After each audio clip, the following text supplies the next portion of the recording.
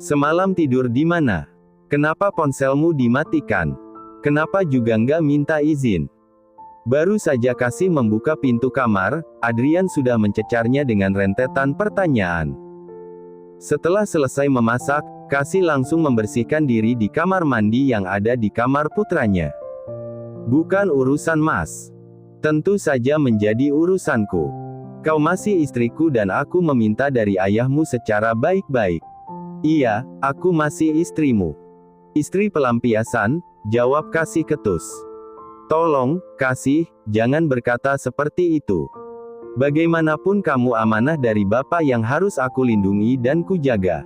Adrian menggeleng pelan, merasa aneh. Sebenarnya aku belum paham siapa dirimu, Mas. Di satu sisi kau menyakitiku dengan pergi bersama perempuan itu dan kau akan menuruti segala kemauannya, bahkan meninggalkan dan mengabaikan istrimu. Lalu di sisi lain kau juga perhatian dan menjelma sebagai sosok seorang ayah yang baik di mata Aidan. Sungguh munafik. Terserah yang ingin kau katakan, Kasih. Yang jelas aku juga menginginkan pernikahan kita tetap abadi sampai maut memisahkan. Sampai kapanpun aku tidak akan menceraikanmu. Jangan egois, Mas. Tidak ada seorang istri yang rela suaminya berselingkuh meskipun dengan calon istri yang dulu Mas berniat menikahinya. Kasih tekankan, Mas tinggal pilih Dokter Adelia atau aku. Kalau kau memilih dia, ceraikan aku secepat mungkin. Kalau Mas menginginkanku, tinggalkan wanita itu. Tidak bisa, Kasih. Aku tidak mungkin meninggalkan Adelia. Jangan memberiku pilihan yang sulit. Kasih sudah mulai gusar dengan jawaban Adrian. Kasih berkesimpulan suaminya memilih perempuan itu. Oke, semua sudah jelas, Mas. Dengan jawaban Mas seperti itu, Mas sudah memilih. Lebih baik aku mundur dan sudah tidak ada yang perlu dibicarakan lagi, ucap Kasih dan melangkah keluar kamar. Baru saja Kasih ingin membuka pintu, tiba-tiba Adrian berkata yang membuat langkah kaki Kasih terhenti dan tertegun. Aku tidak bisa meninggalkan Adelia. Dia sedang sakit, dia mengidap penyakit yang mematikan, kanker otak stadium 4. Umurnya tak lama lagi. Aku tidak bisa mengabaikannya begitu saja walaupun bagaimanapun aku masih mencintainya. Tolong pengertiannya. Kasih berbalik dan tersenyum kecut. Aku mengerti, bahkan sangat mengerti.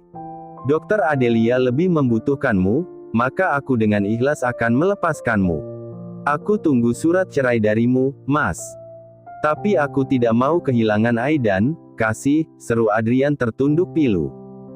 Mendengar ucapan Adrian, hatinya begitu perih. Ternyata suaminya hanya menginginkan Aidan tanpa menginginkan dirinya tetap di sisinya. Mas tidak akan pernah kehilangan Aidan. Dia tetap menjadi anak laki-laki kebanggaan Mas. Mas boleh bertemu dengannya sewaktu-waktu. Maaf, Mas, aku harus pergi. Tidak ada yang perlu dipertahankan lagi.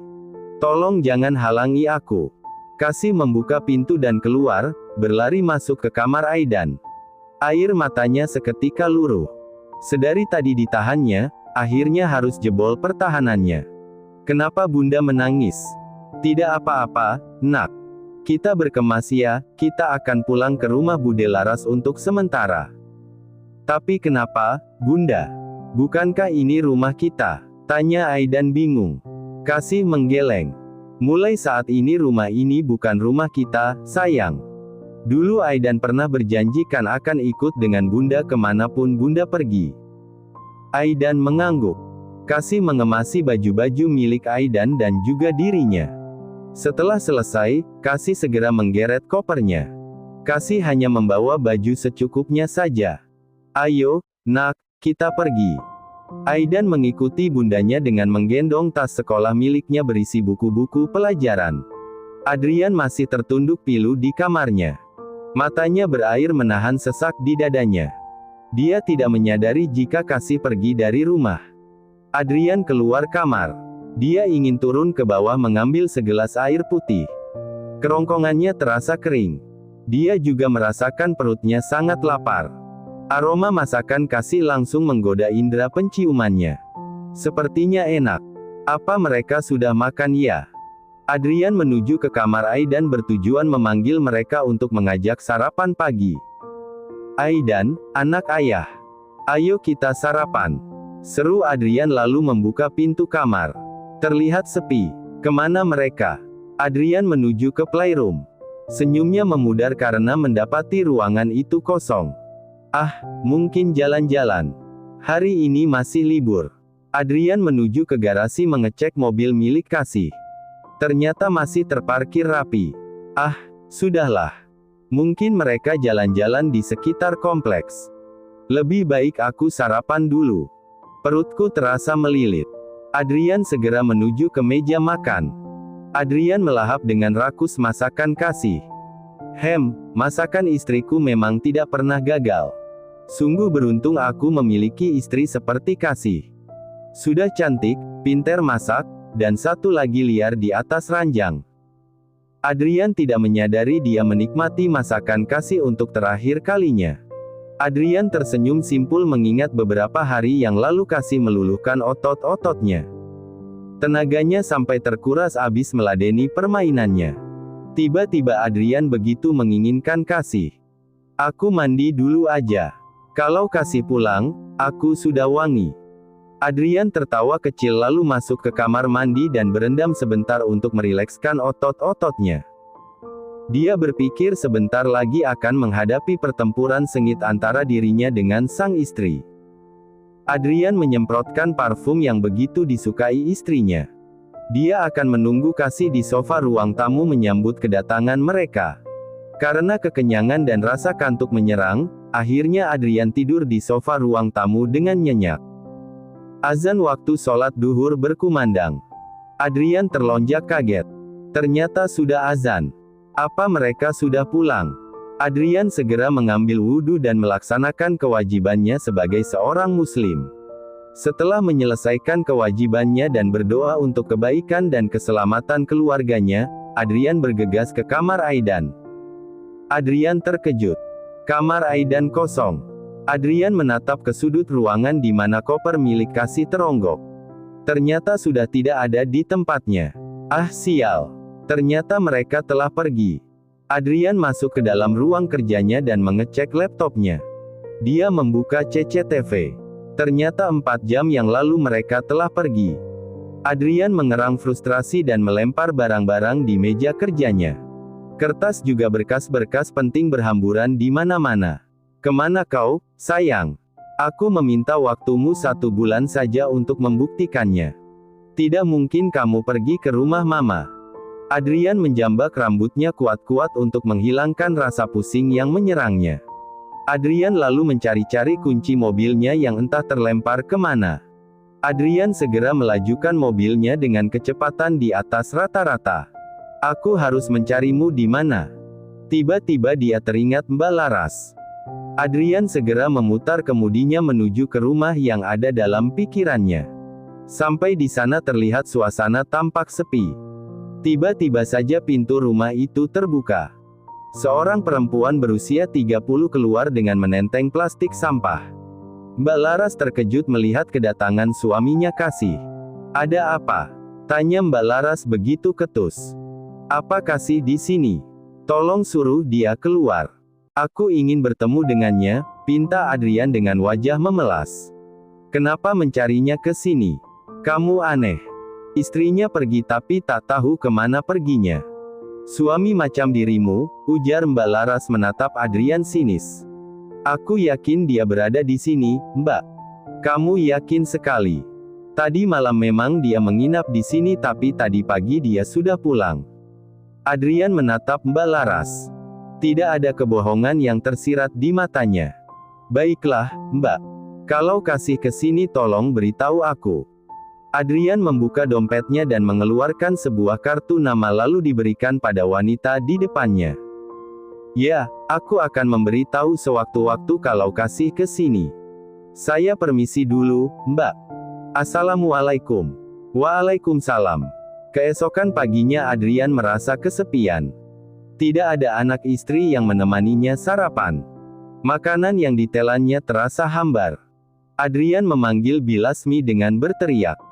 Bilas, kenapa makanan tidak enak? Rasanya beda dari biasanya. Maaf, Pak. Itu saya sendiri yang memasaknya. Biasanya ibu yang memasak, ucap Bilasmi ketakutan. Adrian menghela napasnya dan membuangnya dengan kasar. Ternyata kepergianmu baru kurasakan, kasih. Tolong kasih pulanglah. Adrian meletakkan sendok dengan kasar. Berjalan ke kamarnya, dia berniat mengambil sesuatu untuk menenangkan pikirannya. Dia segera menelpon sahabatnya untuk menggantikan dirinya. Oke, tak masalah bro. Apa ada masalah besar? Jangan-jangan kasih pergi meninggalkanmu, ucap Fernando tertawa mengejek di seberang telepon. Memang benar apa yang kau katakan, Fer. Kasih pergi meninggalkan rumah kemarin. Kalau begitu aku juga akan mengambil cuti. Seru Fernando. Kalau kau mengambil cuti siapa yang akan menggantikanku? Aku lebih percaya padamu. Memangnya kau mau kemana? Aku akan mencari berlian yang kau buang dan akan memungutnya. Adrian langsung tahu maksud Fernando. Yang dimaksud berlian adalah istrinya. Adrian mengerang geram. Kalau kau sampai melakukan hal itu, maka besok nggak usah kembali ke rumah sakit. Kau kupecat dan aku akan blacklistmu dan tidak akan diterima di rumah sakit manapun. Fernando terkekeh mendengar ancaman Adrian. Ih takut. Sungguh menyeramkan ancamanmu, Ad. Tapi aku tak takut. Yang penting aku mendapatkan berlian. Fernando segera menutup teleponnya daripada mendengar sumpah serapah Adrian. Fernando keluar dari ruangannya. Tiba-tiba pandangannya tertuju pada seorang wanita yang masuk ke dalam ruangan dokter. Daniel, dokter onkologi, dokter spesialis kanker. Bukankah itu dokter Adelia? Untuk apa dia masuk ke dalam ruangan dokter Playboy itu? Karena penasaran, Fernando mengikuti Adelia dan membuka pintu sedikit agar mendapatkan celah untuk mendengarkan pembicaraan mereka. Dr. Fernando tak menyangka jika Adelia melakukan hal itu. Mereka sangat melanggar sumpah sebagai dokter. Kalau saja Adrian mengetahuinya maka tidak bisa dibayangkan apa yang terjadi pada kariernya sebagai dokter. Fernando segera merogoh ponselnya dan merekam pembicaraan mereka. Keduanya tidak tahu jika ada yang menguping dan merekam pembicaraan mereka. Ingat Dr. Adelia, semuanya tidak gratis. Berapa uang yang kau inginkan? Dr. Daniel tertawa sumbang mendengar penawaran wanita di depannya. Apa aku semiskin itu hingga kau membayarnya dengan uang? Aku menginginkanmu malam ini. Adelia tersentak mendengar ucapan Dr. Daniel yang dirasa ngelunjak. Dr. Daniel memang memendam perasaan cinta pada Adelia sejak Adelia bekerja di rumah sakit ini. Tapi Daniel harus memupusnya. Ternyata Adelia kekasih bahkan calon istri pemilik rumah sakit dan dokter spesialis bedah handal di rumah sakit ini. Ketika mendengar batalnya pernikahan mereka, Daniel sangat senang sekali. Bahkan ketika Adelia meminta bantuannya, dengan senang hati Daniel membantunya dan dirinya akan menjerat Adelia. Jangan macam-macam Dr. Daniel. Kita sudah saling sepakat kau akan membantuku tanpa imbalan. Dan kau juga sudah bertunangan, sentak Adelia meradang. Baiklah, aku akan memberi tahu Adrian maka tamatlah riwayatmu. Adrian pasti akan membuangmu dan kariermu sebagai seorang dokter akan hancur. Dr. Daniel menyeringai penuh kemenangan. Adelia terdiam. Tidak mungkin dia melakukan hal itu. Dia ingin Adrianlah yang mendapatkan kesuciannya. Tolong jangan meminta syarat itu. Aku tidak sanggup melakukannya. Oke, silakan pergi dari ruanganku. Sebelum kau melangkah keluar maka Adrian akan mengetahui semuanya. Dr. Daniel mengambil ponselnya dan memutar rekaman pembicaraan mereka. Bisa dibayangkan jika Adrian mendengarkan rekaman ini. Kau sungguh licik, Daniel.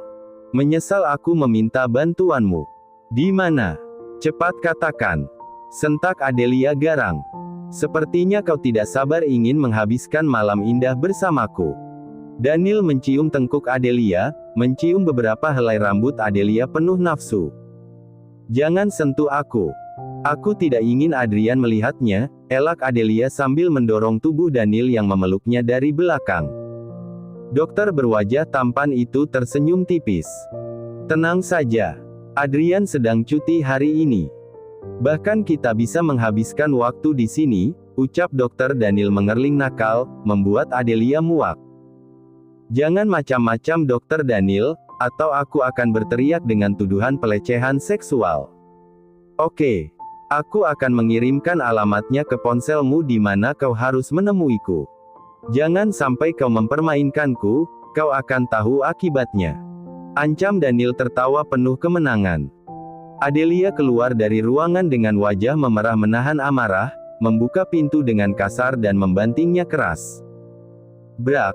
Sungguh menggemaskan, ujar Daniel tersenyum. Sebentar lagi kau akan menjadi milikku, Adelia. Fernando yang mengetahui jika Adelia keluar ruangan segera bersembunyi. Adrian harus mengetahuinya. Kalau aku memberitahu hal ini, Adrian tidak jadi menceraikan bidadariku dong. Fernando mendadak lesu. Tak apalah. Demi sahabat aku harus mengorbankan cintaku. Ucap Fernando tak masuk akal. Anda mungkin juga menyukai. 35.6K. Hanya suami bayaran. Wanita tang. Ibu tiri jahat jadi rebutan. 27.9K. Lihat semua. Transmigrasi ibu pengganti. Wanita tang. 34. Adrian mengetahuinya. Kepincut komandan. 210.7K. Wanita tang. Setelah selesai mengurus kepindahan sekolah Aidan, Kasih kemudian kembali ke hotel jauh di pinggiran kota Jakarta. Bisa dikatakan bukan hotel, hanya sebuah penginapan kecil semacam losmen.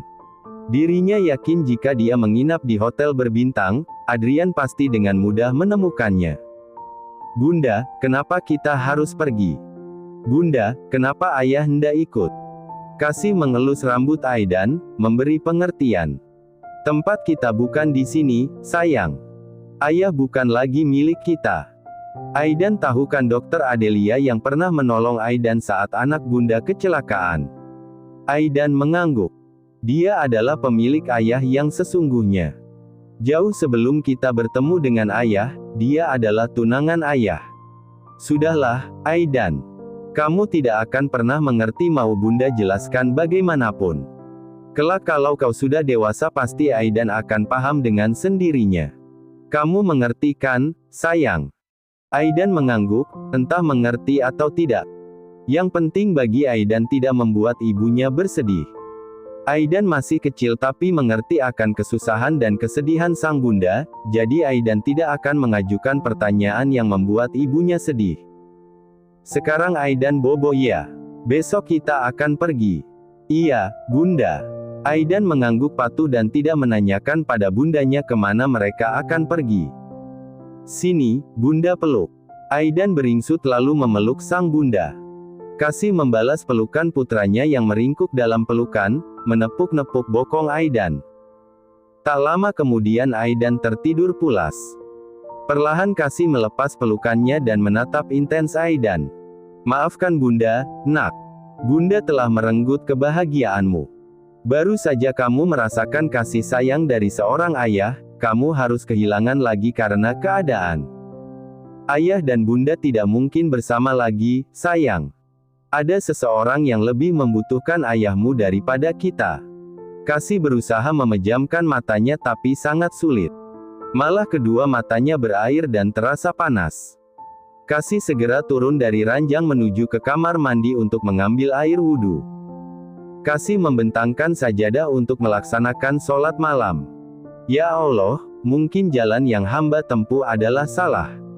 Pergi dari rumah tanpa seizin suami, namun hamba tidak bisa jika hamba dimadu. Lebih baik hamba yang mengalah dan pergi sejauh mungkin. Ya Allah, lancarkan perjalanan hamba ke tempat tujuan. Ya, hari ini Kasih akan menuju ke kota kecil tapi cukup ramai, salah satu kota terbesar di Jawa Tengah. Biaya hidup masih murah, kota tak jauh dari kota kelahirannya, Salatiga. Setelah melaksanakan sholat hajat, barulah Kasih bisa menidurkan kedua matanya. Di tempat lain, di waktu sebelumnya, sepulang dari rumah sakit Fernando segera menghubungi Adrian dan menanyakan di mana dia sekarang. Ternyata Adrian di rumahnya, menyesali kepergian istrinya. Adrian uring-uringan tak jelas. Bilasmi menjadi sasaran kemarahannya. Apapun yang dilakukan Bilasmi salah di mata Adrian. Bilasmi, ini kopi apaan kok rasanya kemanisan begini? Bilasmi ingin membuatku diabetes. Bikin seperti yang biasanya. Bilasmi mengambil secangkir kopi yang baru saja diminum majikannya. Maaf, Pak. Biasanya yang bikin kopi Bu Kasih. Saya tidak tahu takarannya, ujar Bilasmi ketakutan. Adrian memijit kepalanya yang terasa pening dan menoleh sekilas pada Bilasmi. Maafkan saya, Bi. Sudah, Bilasmi boleh pergi. Baru saja Bilasmi akan meninggalkan Adrian yang duduk di meja makan, pintu rumahnya berbunyi. Siapa lagi sore-sore begini bertamu? Mengganggu saja. Adrian baru saja ingin berdiri, Bilasmi menawarkan diri untuk membuka pintu. Biar saya saja, Pak, yang membukanya. Adrian mengangguk dan kembali duduk. Ternyata Fernando yang datang menemuinya. Hei bro, lecek amat itu muka. Kayak baju diuel-uel. Fernando menarik kursi dan duduk di samping Adrian yang memijit kepalanya yang berdenyut nyeri. Ngapain sih kemari? Ganggu orang saja. Emang lo gak punya teman selain gue apa? Saat mereka di luar rumah sakit, mereka mengubah bahasa mereka dengan bergue elo. Fernando menatap intens sahabatnya dan tersenyum simpul. Ada apa sih, Ad? Marah-marah terus. Adrian menarik napas panjang dan membuangnya dengan kasar. Kasih pergi dari rumah tadi pagi, karena gue tidak bisa meninggalkan Adelia. Gue meminta waktu 1 bulan untuk meyakinkan hati gue dan membuktikan kebenarannya. Kebenaran macam apa yang lo maksud? Gue nggak ngerti. Tanya Fernando berjalan ke arah kulkas, mengambil soft drink, membuka segelnya dan mencecapnya. Adelia memberikan hasil CT scan dan MRI. Hasilnya dia divonis mengidap kanker otak stadium 4. Dan lo percaya? Sela Fernando. Adrian menggeleng. Gue masih ragu dan gue akan menyelidikinya. Tapi sebelum itu gue ingin mencari kasih lebih dahulu dan menemukannya. Orang-orang suruhanku sampai saat ini belum menemukannya. Dia juga tidak menginap di hotel, jadi sulit untuk melacaknya. Fernando tersenyum tipis dan menepuk pundak sahabatnya, memberi semangat. Yang sabar ya. Justru kedatanganku kemari ingin memberikan informasi penting tentang Adelia, menyangkut tentang penyakitnya. Fernando merogoh ponselnya dan membuka rekaman yang tadi siang berhasil dia dapatkan secara tidak sengaja. Dengarkan baik-baik, Adrian. Mungkin tidak ada videonya. Gue berhasil merekam pembicaraan mereka berdua. Adrian menerima ponsel yang disodorkan sahabatnya, memperbesar volumenya dan memasang pendengarannya baik-baik. Percakapan itu berdurasi cukup lama. Tak kusangka kamu tega melakukan ini, Adelia. Dan kau, Dr. Daniel, siap-siaplah kariermu hancur. Ternyata benar keraguanku. Kau membohongiku dengan hasil tes palsu itu. Awas aja kalian. Ucap Adrian geram. Adrian meremas ponsel milik Fernando dan akan melemparnya. Buru-buru pemilik ponsel merebutnya. Jangan gila, Ad. Ini ponsel gue. Banyak foto dan juga video penting di dalam ponsel ini. Adrian tersenyum mengejek. Penting apaan? Paling isinya cewek-cewek telanjang yang pernah kau tiduri. Video bokep sebagai fantasi liar lo. Gak takut kena HIV lo. Gue gak sebodoh itu, Ad. Gue melakukannya hanya dengan pacar-pacar gue dan gue selalu pakai pengaman. Fernando hanya bisa nyengir kuda. Sama aja. Siapa tahu pacar lo melakukan hal itu pada cowok lain. Iya juga ya. Kenapa gue tak berpikir sampai ke situ? Ujar Fernando merasa bodoh. Dasar dokter tolol. Mending lo tobat dan mencari pendamping hidup dengan benar. Cari istri yang solehah. Semoga aja ada Uhti yang bisa menerima dokter bejat macam lo. Amin. Semoga aja pulang dari sini gue nemu Uhti cantik di pinggir jalan, jawab Fernando. Mana ada Uhti di pinggir jalan? Yang ada perempuan jadi-jadian yang sedang mencari mangsa semacam manusia seperti lo. Enak aja lo. Gue masih normal. Ucap Fernando bersungut-sungut. Sekarang apa yang ingin lo lakukan? Sambungnya. Menangkap basah mereka dan menghancurkan karir mereka karena sudah bermain-main dengan Dr. Adrian, ucap Adrian tegas, mengambil ponsel di atas meja dan menghubungi seseorang. Halo, selidiki perempuan yang fotonya aku kirimkan ke nomor ponselmu dan laporkan apa yang dilakukannya. Jangan sampai terlewat. Adrian menutup ponselnya. Nah gitu dong, gercep. Jangan menye-menye kayak lekong doyan terong. Sialan lo. Tapi aku sangat berterima kasih padamu, Fer. Berkat bantuanmu aku mengetahui kebusukan Adelia. Sentak Adrian sembari menoyor dahi Fernando. Ferguso gundulmu. Itulah gunanya teman, Marimar.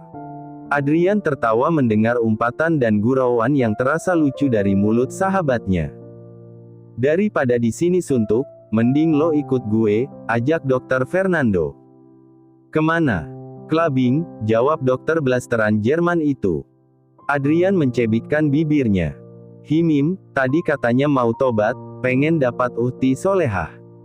Kalau lo pergi ke klub, bukannya dapat yang solehah malah nemu yang solehot. Fernando tertawa ngakak mendengar ucapan sahabatnya. Ada saja lo, Ngomong-ngomong gue nggak ditawarin makan nih. Gue lapar banget lo, Istri gue gak masak. Kita makan di luar saja. Ya padahal gue kangen ngeliat istri lo. Maksud gue masakan istri lo. Fernando meralat ucapannya karena pelototan Adrian yang menyeramkan seakan ingin membunuhnya. Bercanda, Lagian istri lo udah pergi. Kayaknya mulai bucin nih. Keberadaannya akan begitu berarti setelah kehilangannya kan, Makanya dijaga dengan baik, itu amanah dari bapaknya, lo ucap Fernando memberi nasihat. Tumben banget ucapan lo benar kali ini, ejek Adrian. Gue gitu lo, meskipun rada sengklek. Gue banyak sisi baiknya. Dokter tampan itu menepuk membusungkan dadanya, membanggakan diri sendiri. Udah, jangan banyak cincong. Ayo pergi. Adrian berjalan meninggalkan Fernando. Oke, tapi lo yang traktirkan. Emangnya biasanya siapa? Tanya Adrian balik. Fernando hanya cengengesan saja. Keesokan paginya Kasih sudah bersiap-siap. Hari ini dia akan pergi ke kota tujuan dengan naik bus antar kota antar provinsi. Hari ini Kasih memutuskan untuk menutup aurat. Dengan memakai tabungannya, Kasih membeli beberapa baju muslim dan juga gamis, tak lupa membeli beberapa hijab dengan uang tabungannya sendiri. Uang mahar 1 miliar yang diberikan suaminya masih utuh, dan Kasih tidak berani menariknya karena Adrian pasti mengetahui keberadaannya. Bunda cantik sekali, puji Aidan saat Kasih sedang memakai hijabnya di depan cermin. Kasih tersenyum dan menoleh ke arah Aidan yang duduk di tepi ranjang. Aidan bisa saja. Bener lo, Bunda. Pasti ayah pangling. Kasih terdiam sesaat dan melihat ke arah putranya yang tertunduk menahan kesedihan. Sudah, nggak usah sebut ayah lagi. Nanti Aidan sedih lagi. Kasih memeluk putranya. Maafkan Bunda ya. Aidan mengangguk kecil. Sudah siap. Ayo kita pergi. Aidan mengangguk dan mengikuti bundanya. Setelah menyelesaikan pembayaran sewa penginapan, Kasih segera masuk ke dalam taksi yang dipesannya lewat aplikasi hijau berlogo mobil. Adrian baru saja memasuki ruangan. Tiba-tiba Adelia menyergap Adrian dari belakang, memeluknya erat. Adrian, kemarin kemana? Aku kangen tahu. Cuti nggak bilang-bilang gitu. Aku ikutan cuti menghabiskan waktu bersama. Adrian melepas belitan Adelia dengan kasar. Lepas, Adelia. Aku sedang tak ingin diganggu. Keluar dari ruanganku. Usir Adrian dengan kasar. Dia sudah muak dengan kebohongan Adelia dan merasa jijik karena wanita itu menjual tubuhnya demi niat jahatnya. Adrian, kenapa kau berubah begini? Aku sedang sakit, Adrian. Kamu gak kasihan sama aku? Rengek Adelia manja, membuat Adrian bertambah muak dan jijik. Pergi, Adelia, sebelum kesabaranku habis. Sentak Adrian. Tapi, pergi, Del. Aku lagi banyak pikiran. Kasih membawa Aidan pergi dari rumah sudah 2 hari ini. Sampai sekarang mereka belum kembali, ucap Adrian sedikit melunak. Mendengar Adrian mengatakan Kasih pergi dari rumah, Adelia bersorak girang dalam hati. Akhirnya perempuan sialan pergi juga, dan aku bisa memiliki Adrian selamanya. Adelia tersenyum tipis. Aku turut bersedih. Adrian melirik ke arah Adelia. Bukannya kamu malah senang? Aku sedih kau kehilangan Aidan, sayang. Untuk Kasih kurasa tidak, karena aku yakin kamu sangat mencintaiku, ucap Adelia terlalu percaya diri. Ya sudah, aku pergi. Mungkin kamu butuh waktu sendiri. Kalau butuh sesuatu, telepon aku. Adelia mendaratkan ciuman di pipi Adrian sekilas. Adrian mengusapnya karena merasa jijik. Dasar perempuan munafik, murahan. Tunggu saja kehancuranmu, Adelia. Kamu dan kekasih gelapmu akan menyesal seumur hidupmu. Hidup enggan, mati pun tak mau. Adrian tersenyum menyeringai. Di luar ruangan, Adelia tersenyum penuh kemenangan. Tak perlu menyuruhnya pergi. Perempuan itu pergi dengan sendirinya. Kasih, kamu salah mencari lawan. Terima kasih sudah menonton, guys. Jangan lupa klik like jika kalian menikmati cerita ini, subscribe untuk update konten seru lainnya, dan tinggalkan komentar di bawah tentang apa yang kalian pikirkan atau cerita apa yang ingin kalian dengar selanjutnya. Dukungan kalian sangat berarti. Sampai jumpa di video berikutnya.